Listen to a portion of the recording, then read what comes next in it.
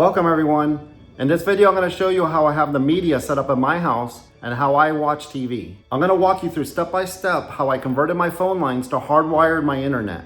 Also how I installed an antenna in my attic in case the internet goes down so we can still watch TV. I showed you this process during previous videos of mine when I was mounting a TV on the wall, but I thought a dedicated video on this, slowing down the process, might help. So I hope this gives you some ideas if you have similar wiring in your house, have the ability, and want to set up like mine. Now, if you're using Wi-Fi and that's working for you, that's great. There's nothing wrong with that. But if you're a DIYer and you want to be hardwired, let me show you how. Let's go.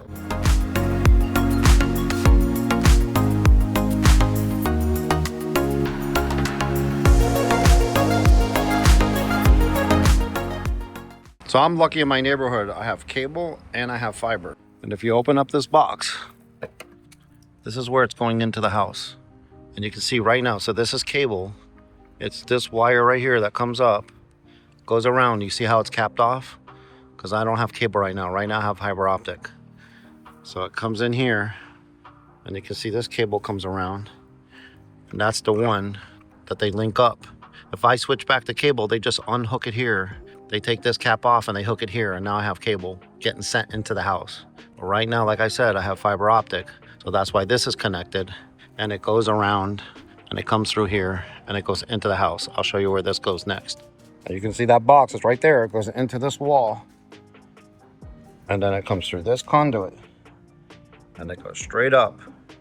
And it goes into the attic. Comes from the attic all the way from that part of the garage. You can follow that black wire and it goes down into the laundry room. So I know my laundry room is there, so I just follow it up. And that's how I found and moved the insulation. And found where the wires are going down into the laundry room. And then from the attic, it comes down through this hole, it comes out here, and we'll get back to this in a minute. And you can see all the other wires coming up from the laundry room out to the bedrooms. Up in your attic, you can just see all the wires and where they're heading to, all different parts of the house. Now here's my antenna. I just screwed it into a board that spans 2 trusses in an area where my roof peaks. It's really easy to install, and I recommend anybody living in a city with a lot of storms like us here in Florida to install one as backup TV. It came with this long coax cable that I ran to where all my telephone and coax cables come up from the laundry room. You just have to be very careful walking around up here. You can easily fall through your ceiling. I just simply drilled a hole in the top plate with a 1-inch spade bit and fed it down. Sometimes it's easier to look at the wires up here to identify them. You just look at the label. This blue wire is Cat 5. Cat 5 cables are rated for 100 megabytes per second, while Cat 5e cables are designed for 1 gigabyte per second. While Cat 5 might support 1 gigabyte Ethernet at shorter distances, it's not reliable for those speeds over the recommended 100 meter maximum length. But I've never had a problem with my use case using my existing Cat 5 wires. Looking at this gray one, it's labeled Cat 5e. So in my house, I have this telecom distribution module. In most houses, you're going to have an area where your phone, internet, and coax cables land at. I'm going to go through my setup and what I do every time I mount another TV on the wall, and hopefully it might help you out and give you an idea for your house. So I got rid of expensive cable TV a long time ago. I stream TV from the internet, but I hardwire my network for a more dependable connection using my house's existing phone line. I use antenna TV as backup in case the internet goes down using the existing coax cables, and I use magicJack, which uses voice over internet protocol, for my home phone. So now let me give you an overview of how I do all this. So this black coax cable is coming in from outside the house. Now we're fortunate in my neighborhood and have 2 internet providers that I switch from one to the other. As the promotional period ends on one, I jump to the other on their promotional period, saving a lot of money. Because I don't have any cable boxes to get back, that process is very easy. And because there are 2 providers competing against each other, there's no data cap. Now this black coax cable from the outside connects to this white one. So now this white coax cable goes through this wall that I didn't put in there. The builder put that in there. And it goes and gets plugged into the back of this jack. And then my internet provider added this coax cable, and it goes around all the desks and it plugs into their modem. Now from there, I could have took Hardwired Internet and ran it around my office desk and put it back into that jack. And then there's wires that are already run by the builder to the laundry room. But I have it plugged into a router because the router transmits the Wi-Fi through the house. And I have a lot of home automation and also, of course, like everybody else, a lot of devices on Wi-Fi. Now I take the hardwired internet connection that you can plug into the back of the router, and that's what I send around the desk into the jack. And like I mentioned, the wire's already in the wall and it goes to the laundry room. Now this white wire is coming from that home office jack and it's plugged into this switch. All a switch does is take one internet connection and make it multiple internet connections. And these internet connections is what I'm sending to the bedrooms to either a streaming box or a smart TV for a hardwired internet connection for my TV viewing. Now this switch is plugged right here into a surge protected outlet. Now I switched it over to a surge protected outlet to protect all of my equipment. Now the way that I determine which wire is going to what bedroom, I'm going to show you later in this video. These wires were originally plugged into here because it used to be the telephone. This telecom distribution module will get the telephone connection from your telephone provider and then send it to all the bedrooms. But I'm going to show you later in this video how I take the same telephone wires and convert it into hardwired internet, and I send the internet through the switch. So I'm hoping as you see this explanation of me walking you through all the wires, it's really not that complicated. So let's keep going. So this wire is coming from an antenna I mounted up in the attic.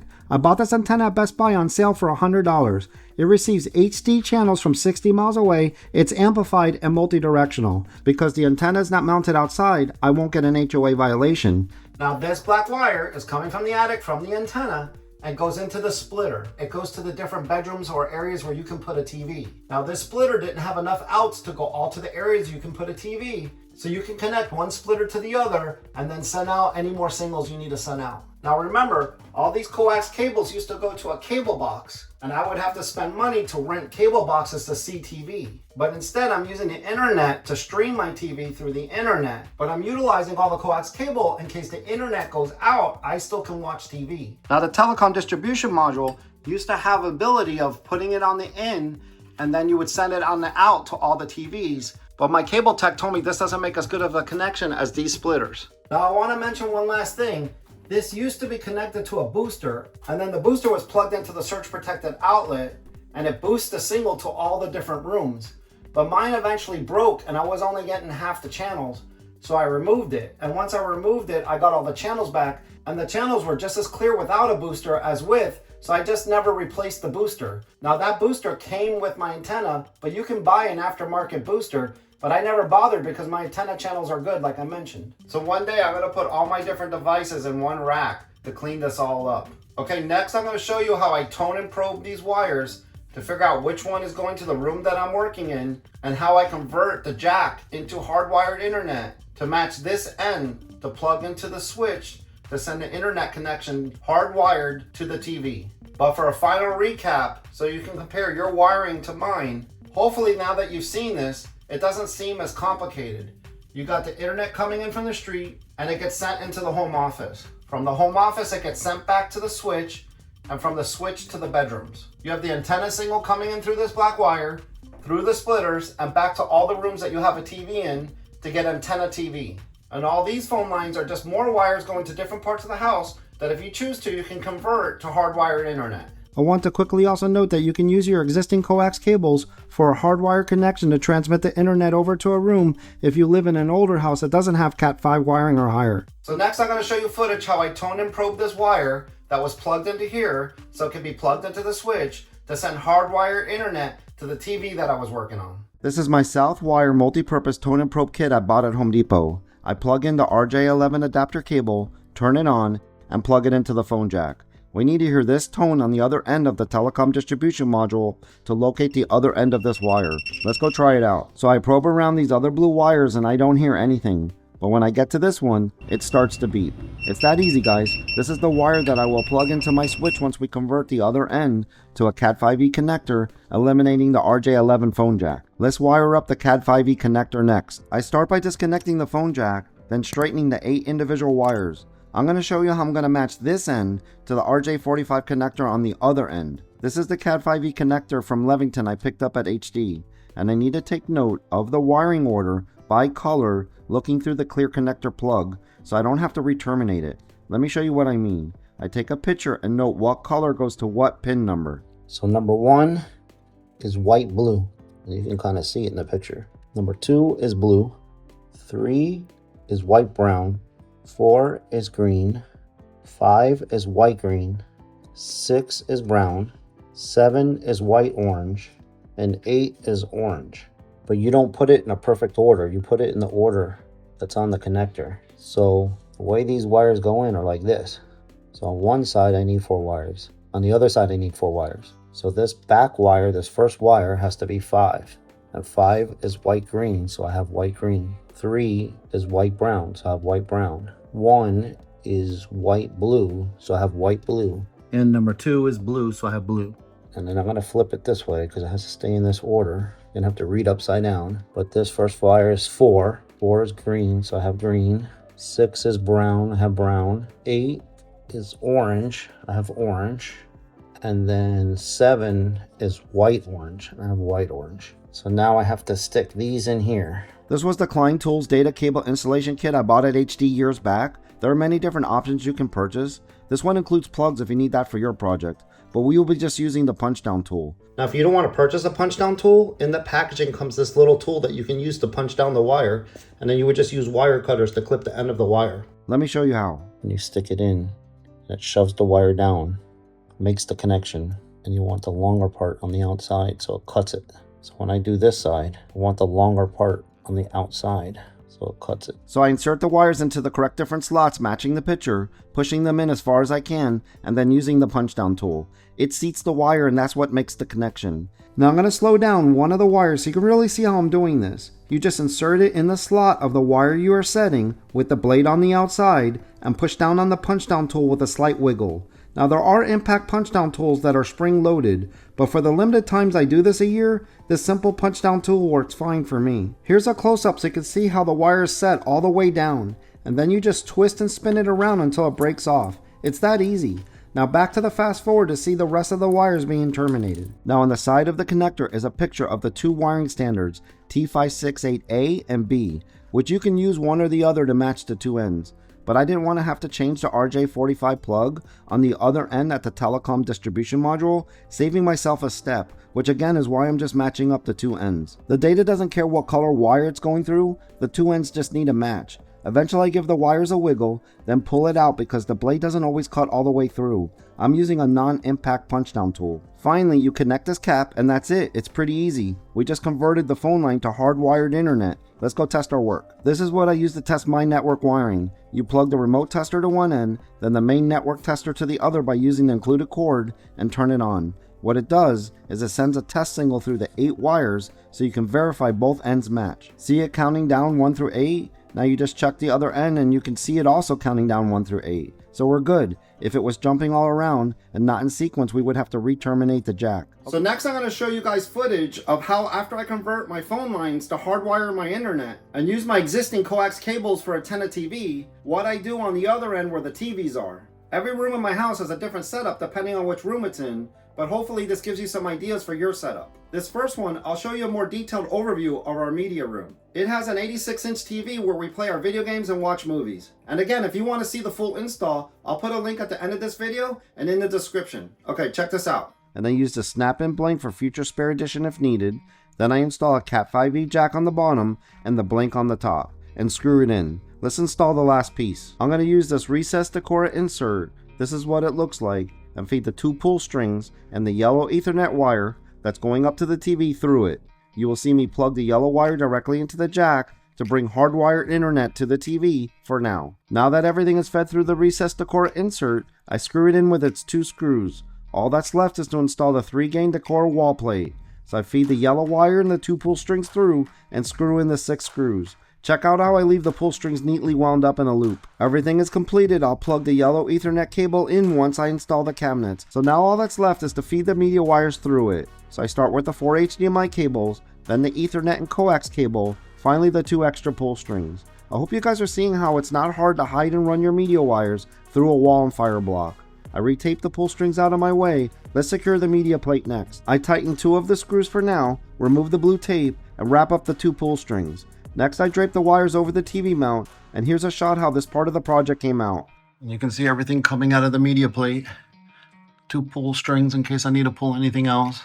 The patch cord carrying the internet. You got the antenna TV and 4 HDMI cords, and the power cord, of course. Does have it wrapped up here and it's plugged into a surge protected receptacle. You just have the cords coming right here. You got the coax cable for antenna TV. You have the patch cord plugged into here with the internet and the 4 HDMI cords. You just change the input on the TV, and whatever you have plugged in down in the cabinet will now be shown on the TV. But here's a shot from behind, guys, so you can just kind of see what it looks like. And then you don't see any of the wires, of course. This next one's in my daughter's bedroom, and I did film the full install. So if you want to check it out, I'll put a link at the end of this video and in the description. So let's go check it out. We converted the Cat5e wire that was being used for a phone jack to hardwire the internet. The existing coax cable that was there for cable TV, we converted it to antenna TV. We ran an HDMI cord up to the TV through the wall in case she wants to use something like a game console. We switched out the receptacle to a surge protected one. We installed a bracket to mount the Apple TV. Then we installed the recessed media plate, which has the internet, antenna TV, and an HDMI cord coming from below. And the media plate also has a surge protected receptacle. So next I insert the Apple TV into its mounting bracket and flip the power cord and the HDMI cord over it and to the side. I next plug the Cat5e cord in so it's hardwired with the internet, and now it's finally time to hang the TV. So with help again from my wife, the TV is finally hung on the wall. Looks great, right? Again, I'll link the full install of this TV at the end of this video and in the description. Now this is the master bedroom. Check out the electrical challenge I had behind the dresser. There's a receptacle all the way down there, and there's another one here. But originally there was no receptacle behind this dresser. I wanted to be able to plug in things like this DVD player and clock without the wire showing. So I installed a 3-gang box. You can pick up these old work 3-gang boxes up at the big box stores. I added a receptacle that had surge protection. Then I converted the coax cable to antenna TV. I converted the phone line to internet and sent both and an HDMI cord from the DVD player up to the media plate and then to the TV, of course. I put a doorstop cut to size on the dresser so that when I push it back, it hits the baseboard and doesn't crush the plugs. You can paint this media plate the same color as the wall. I never did that to this one because nobody looks at it from that angle in this room. You look at the TV straight on or from the other side. But as you can see, I did put the media plate on that side because the door's here and you don't want to come in the room and look this way and see it. You can see the Apple TV right there. Next, I'm going to show you how I get home phone in case you need that. I don't get it through my internet provider anymore. I get it through magicJack. But you saw that I'm using most of my phone lines to hardwire my internet to stream TV. So let's go through this. Now this is how I have home telephone still, even though I'm using the house's telephone lines for hardwired internet. I use magicJack. It gets its internet connection from the router above on this wire, then this phone wire that normally goes to the phone, but in a second I'll show you what I do. And then it gets plugged in here for power, which I have it plugged into a UPS for battery backup. Now this phone line, I send it to this jack. And of course, all the jacks go back to the telecom distribution center area. Now you can see this is a dual jack with double RJ11 connectors. I'm using the same wire to send and receive the phone connection. The second port has a dial tone. The magicJack is plugged into the other port. Take note that it has this brown-white wire, then a solid brown wire, which is right here. You have the brown and the brown-white wires. Then they put these two connectors changing it back to blue and blue-white hitting the central pins because the central pins are always in the middle. So the magicJack is sending the phone connection into the in and it goes out all the outs. So all these wires have dial tone, bringing it to the bedrooms and everywhere else in the house where there's a phone jack.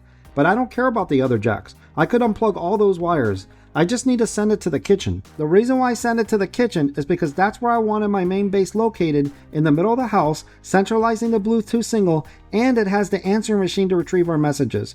But of course, technically you can retrieve your messages from any handset with today's modern phones. Now, like I just explained, the main base in the kitchen Bluetooths the telephone signal to all the individual handsets, and that's what you put in the different rooms you still want home telephone in. That's why you don't need a phone connection going to all the individual phone jacks in the house, and that's what I convert to hardwired internet instead. This is one of the handsets in the master bedroom. It doesn't need to be plugged into the phone jack because it gets its phone connection by Bluetooth. It just needs to get plugged into the wall to keep it charged. Okay, so let's recap. The magicJack gets plugged in, I plug mine into a UPS, and then there's two more wires that come out of the magicJack. One you plug into your router, so it gets an internet connection. The other you plug into a phone. Now I plug it into a jack, and I send it back to my laundry room, and then I send a connection, the phone tone, to the kitchen, and from the kitchen I put my base. I can just leave my base here plugged into the office, but I wanted my base to be out in the kitchen. So that's how you can have home phone if you're using some of your phone wires to hardwire the internet to stream TV. I hope that helped. I wanted to show you a shot with how the TV looks with something showing on it. I never needed to add an Apple TV streaming device because this TV already has Apple TV Plus and the ability to AirPlay built in. And then anything that's streaming on one of the HDMI inputs shows up on the bottom here, and you can just select it. No need to change the input. So that's it, guys. I hope you liked this video and learned how, depending on how your house was pre-wired, you can use these existing wires to hardwire your internet and have antenna TV as backup, and home phone if you still are using one. Please remember to hit the thumbs up if you liked this video, and be sure to subscribe to watch more home DIY videos just like this one. I have so many other devices on Wi-Fi. This is why I personally prefer my TVs and game consoles to have hardwired internet for a solid and uninterrupted connection. Put any questions in the comments and maybe I can help you with your project. Click on these links on the screen to learn how to mount your TVs on the wall, conceal your wires even if you have a fire block, and hardwire your internet connection with antenna TV. Thanks again for watching. Bye everyone.